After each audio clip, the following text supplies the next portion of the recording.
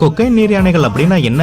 அதுக்கு ஏன் கருத்தடை செய்யறாங்க? காட்டு விலங்குகள் பல அழியும் சூழ்நிலைக்கு போகிறதும் அதை மீட்க அரசும் வனத்துறையும் திட்டமிடுறதும் கேள்விப்பட்ட செய்திதான். கொலம்பியாவை சேர்ந்த பப்ளோ எஸ்கோபார் அப்படிங்கிற நபர் உலக அளவுல பிரபல போதை மருந்து கடத்தல் வியாபாரியாகவும் பல்வேறு குற்ற செயல்களில் ஈடுபட்டவராகவும் அறியப்படுறாரு. ஆனா 1993 காவல்துறையால சுட்டுக் கொள்ளவும் படுறாரு. ஆனா அவர் உயிரோடு இருந்த காலங்கள்ல சட்டவிரோதமா பல விலங்குகளை இறக்குமதி செஞ்சு வளர்த்தும் வந்தாரு. அதுல ஒரு ஆண் நீர் யானையும் ஒரு பெண் நீர் யானையும் அடங்கும். அது வழியா வந்த அந்த இனத்தை தான் கொக்கைன் ஹிப்போன்னு அழைக்கிறாங்க. அந்த நீர் யானைகள் இனப்பெருக்கம் செஞ்சு அவற்றோட எண்ணிக்கையை அதிகரிக்க தொடங்குச்சு. இப்ப கிட்டத்தட்ட 80 நீர் யானைகளும் இருக்கு. அதுல ஒரு 24 நீர் யானைக்கு வேதிப்பொருள் மூலமா கருத்தடயம் செஞ்சிருக்கு கொலம்பியா அரசு. இந்த நீர் யானைகள் ஆப்பிரிக்காவுக்கு வெளியே இருக்கிற மிகப்பெரிய நீர் யானை கூட்டம்னு சொன்னாலும் கூட இது கொலம்பியாவுல இருக்கிற உள்ளூர் தாவரங்களை அழிக்கிறதாகவும் கொலம்பியாவோட சுற்றுச்சூழல் ஆர்வலர்கள் சொல்றாங்க. அது மட்டும் இல்லாம இந்த நீர் யானைகள் கொல்லப்படணும் இல்லனா கருத்தடை செய்யப்படணும் பிரச்சாரத்துல ஈடுபடுறாங்க. 1993 பப்ளோ கொல்லப்பட்ட பிறகு கசிண்டே நெபுலஸ்னு சொல்லப்படுற அவரோட சொகுசு எஸ்டேட்ல இருந்த விலங்கினங்கள் எல்லாமே பல விலங்கியல் பூங்காக்களுக்கு வழங்கப்பட்டுச்சு. ஆனா அங்க இருந்த நீர் யானைகள் எந்த ஒரு பூங்காவுக்கும் கொடுக்கப்படல.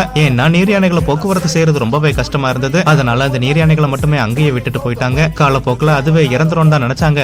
ஆனா அது நம்ப முடியாத அளவுக்கு பெருகுச்சு. அது மட்டும் இல்லாம நீர் யானைகளை வேட்டையாட தென் அமெரிக்கால எந்த ஒரு உயிரினமும் இல்லாததுனால அதோட எண்ணிக்கையும் கூடுச்சு. பிரச்சனை அதோடு மட்டும் முடியல.